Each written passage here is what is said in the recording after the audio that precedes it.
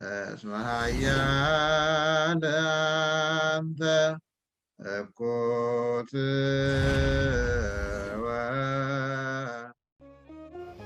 በስመ አብ ወወልድ ወመንፈስ ቅዱስ አሃዱ አምላክ አሜን። መንፈሳዊ ምኽሪ ኩሉ ጊዜ ሓሳባትካ ቁኑዕን ሓቅን ይኹን፣ ካብ ተንኰልን ሓሶትን ህደም። ኣብ ሕልናኻ ክፉእ ሓሳብ ንኸይኣቱ ናይ ልብኻ ኣፍ ደገ ብተዓቅቦ ዕፀዎ። ሓደ ጊዜ ትምኒት ኣብ ልዕሊኻ ክስልጥን ከም ክፉእ ከልቢ ኣብ ልዕሊኻ ክትንስእ ይኽእል እዩ። ክፉእ ትምኒት ንኸይትንስኣካ ኣርሒቕካ ክትኣስሩ ይግባኣካ። ዓለም ከይተታለካ በቲ እትፈልጦ በሊሕ ናይ ሓሶት ክብራ ኣይትሸየጥ። ዓለም ዘማዊት ምዃና ግልብጥብጥን ከም በቕሊ ንዝተሰቕላ መሊሳ እትረግፅን ከም ህበይ ሰኣንኻ እትዕቅን ዓቕሚ ኣብ እሰኣነካ እዋን ድማ ገዲፋትካ እትኸይድ እያ እሞ ፍለጥ ኣልኣ። ናብራኻ ግድን ካብ ሰባት ዘይፍልእ እኳ እንተኾነ ኣነባብራኻ ብትሕትናን ብፍቕርን ክኸውን ይግባእ። ሓደ እዋን ሰባት ንባዕሎም ተፈቲኖም ክፍትኑኻ ይኾኑ። ከመኻ ድኹማት ፍጡራት ምዃኖም ፈሊጥካ ብትዕግስ ትሕለፎም። ናትካ ውርደትን ውድቀትን ዝምነይ እኳ እንተኾኑ ኣይትቀየመሎም። ንነገር ኣሕላፋይ ዕሽሽ ባህላ ይኮን። ህልኽ ላማ የውሕጥ እዩ ከም ዝበሃል ብህልኽ እትሰርሖ ሓደ ነገር እኳ ኣይሃለኻ። ናይ ዘመን ፍጻሜ እንዳቐረበ ምዃኑ ኣስተውዕል። ንጽባሕ እትሕድሮ ስጋዊ ይኹን መንፈሳዊ ተግባር ኣይሃለኻ። ናትካ መዓልቲ ሎምያ ጽባሕ እንታይ ከም እትኸውን ኣይትፈልጥን ኢኻ። ንብጻይካ ምኽርካ መሃሮ ካብ ክፉእ ናብ ቁኑዕ ክትመልሶ እንተኽኢልካ ጽቡቕ እዩ። ካብዚ ዝሓሸን ኣዝዩ ዝበለጸን ግና ንገዛእ ርእስኻ ምኽርካ ሕልናኻ ተቖጻጺርካ ምንባር ምኽኣል እዩ። ቁኑዕ ኮንካ ወይ ጉጉይ እቲ ዓስቢ ዝህብ ልዑል እግዚኣብሔር ስለ ዝኾነ ናይ ሰብ ፍርድን ምስጋናን ኣየተሓሳስብካ። ምኽንያቱ ከመኻ ዝበለ ፍጡር ፈሪዱ ዝኾነነካ ኣመስጊኑ እውን ከጽድቓካ ኣይከኣሎን። ዝኸበርኩም ህዝበ ክርስቲያን፣ ዓለም ጸላሎት እያ። ናብ ሃሩር ቦታ እንተኸድካ ንስኻ ትኸይድ፣ ናብ ቆራሪ ቦታ እንተደየብካ እውን ንስኻ ትድይብ። እንተ ሰዓብካያ እትሃድም ዘይትጭበጥ ደመና እያ። መኒንካ እንተረዓቅካያ እንተነዓቅካያን ድማ ተስዕበካ። ኣብ ገዳም እንተኣቶኻ ምስኻ ተኣቱ። ስለዚ ከም ጽላሎት ተለዋዋጢት ካብ ዝኾነት ዓለም ተሓሎ። ናይ ዓለም ኮንተነት ከም ዕምበባ ረጋፊ፣ ከም መልክዕ ፈላሲ፣ ከም ጽላሎት ሓላፊ ምዃኑ ፈሊጥካ ካብ እኩይ ፍቕራ መንጢሉ ከድሕነካ ንዝኽእል ፈጣሪኻ ክሳብ ሞት እሙን ብምዃን ሰዓቦ። እንተስ ፈቲኻ ዲኻ ከይፈተኻ ካብ ዓለም ምፍላይካ ኣይተርፍን እዩ። ናብ ዓለም ሒዝካዮ ዝመጻኻን ካብ ዓለም እትወስዶን ሓደ ነገር የልቡን። ሓዲጋትካ ንእትኸይድ ዓለም ከም ቆርበት ጤል ኣይተልፍዕኻ።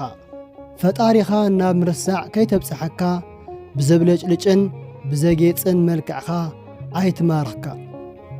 ብናይ ፈጣሪኻ ጻዊዒት ካብኣ ክትፍለእ እንኰለኻ ዝስዕበካ ሃብቲ እንተሎ እምነትን ምግባርን ስለ ዝኾነ ኣብ ዓለም ክትነብር ከለኻ ከምዚኣቶም ዝኣመሰሉ ውህበታት ኣጽኒዕኻ ሓዞም። ምኽንያቱ እታ ብተስፋ እትጽበያ ርስቲ መንግሥተ ሰማያት ኣውሪሶም በዓል ቤት ዘለዓለማዊ ሕይወት ንምዃን ዘብቁዕኻ ሕያው እግዚኣብሔር ዝሃበካ ጸጋታት ስለ ዝኾኑ ከም ብሌን ዓይንኻ ሓለዎም። ከም ይሁዳ ብገንዘብ ከም ኤሳው ብበልዒ ሃይማኖትካ ኣይትለወጥ። ብተዋህዶ ሃይማኖት ጸኒዕኻ ምግባር ትሩፋት እንዳሰርሕኻ ንበር። ዘመን ተለዊጡ ዘመን ክትካእ በብመዓልቱ ኣብ ዓለም ክሳዕ ዘለኻ ሓደስቲ ዝመስሉ ግን ከኣ ጠቐምቲ ዘይኮኑ ነገራት ከጋጥሙኻ ናይ ግድን እዩ። ንስኻ ግና በዞም ሓደስቲ ነገራት ከይተደነቕካ ወትሩ ብትግሃትን ብትዕግስትን ነቲ ላዕለዋይ ተስፋኻ እንዳዘከርካ ንበር። ናብ ዓለም ብስጋ ተገሊጹ ዝመጸ ኣምላኽ ወዲ ኣምላኽ ዝኾነ ጐይታናን ኣምላኽናን መድኃኒናን ኢየሱስ ክርስቶስ ካባኻ ከይፍለ ልምኖ። ከምኡውን ካብ ኩሉ ፍጥረታት ኣብሊጹ ነዘኽብራ ኣዴና ቅድስቲ ቅዱሳን ድንግል ማርያም እንዳኽበርካያን እንዳፍቀርካያን ብናይ ኩሎም ቅዱሳን እግዚኣብሔርን ኣማላድነትን ተራዳእነትን እናተማሕፀንካን እቲ ኩሉ ጸጋ ክህበካ ዝኽእል ጐይታናን ኣምላኽናን መድኃኒናን ኢየሱስ ክርስቶስ እሙን እዩ እሞ ኣብ ግብረኻ ዘይኮነስ ኣብ ምሕረቱ ተኣመን። ዋላ እኳ ብኽፍኣት ከም ከልቢ እንተውዳኽዳኽካ ሓጢኣተኛውን እንተኾንካ ብንስሓ እንተተመለስካ ኣምላኽ ናይ ጽድቂ ርፍራፍ ከም ዘይከልኣካ ብምሉእ ልበኻ ተስፋ ግበር።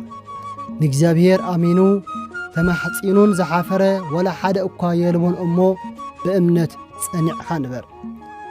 ኣበው ሃይማኖት ምስ ግብሪ ጸሎት ምስ ፍቕሪ ክደጋገፍ ከሎ ይጽበቕ ይብሉ።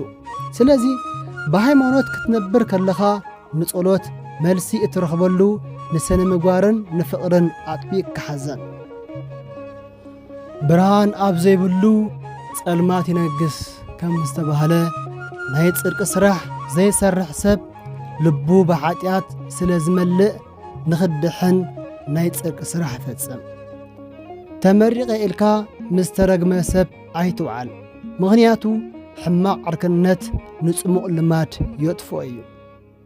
ካብ ቅዱሳን ምስጋና ካብ ሰማይ ደመና ኣይሰኣነን ከም ዝተባህለ ናይ ቅዱሳን ኣሰር እኽተል ኣለኹ ዝብል ኩሉ ክርስቲያን ስለ ኩሉ ነገር ንኣምላኽ ከመስግን ይግብኦ። ብሰንኪ ይነድድ ርሑስ ከም ዝተባህለ ኣብ ልዕሊ ዘይእዘዙ ሰባት ካብ ዝወረድ መቕዘፍቲ ንኽድሕን ኣብ ቤት እግዚአብሔር መንባር ኣማራጽ ዘይብሉ መፍትሒ እዩ እሞ ናብ እግዚአብሔር ተመለስ። ብሰንኪ ንቁጽ ሓሶት ወላ እኳ ቐልጢፉ ዝጓዓዝ እንተኾነ ኣብ ልዕሊ ብድሕሪ ተበጊሱ ሰባት ካብ ዝወረድ መቕዘፍቲ ንኽድሕን ሓቀኛ ኩን። ኣብ ቤት እግዚአብሔር መንባር ኣማራጽ ዘይብሉ መፍትሒ እዩ እሞ ናብ እግዚአብሔር ተመለስ። ሓሶት ወላ እኳ ቐልጢፉ ዝጓዓዝ እንተኾነ ሓቂ ብድሕሪ ተበጊሱ ይቕድሞ እዩ እሞ ኩሉ ጊዜ ሓቀኛ ኩን። ኣብ ናይ ህይወት ዘመንካ እትሕልፋ ነፍሲ ወከፍ ዕለት ካብ እግዚአብሔር ብዝተዋበካ ናይ ጸጋ ውህበት ንኣገልግሎት ክትተግሃላ ኩሉ ጊዜ ናይ ሕልና ሓጐስ ኣክበላ።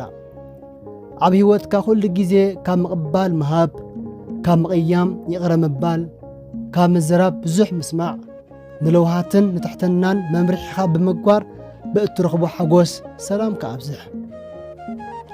ብዘይ ናይ እግዚአብሔር ፍቓድ ንሓንቲ ሰከንድ ትኹን ብህይወት ምንባር ኣይከኣልን እዩ እሞ ነታ እትነብራ ዘለኻ ሓንቲ ሰከንድ ዕድሜኻ እውን ትኹን ንኣምላኽካ ምምስጋን ሸለል ኣይትበል።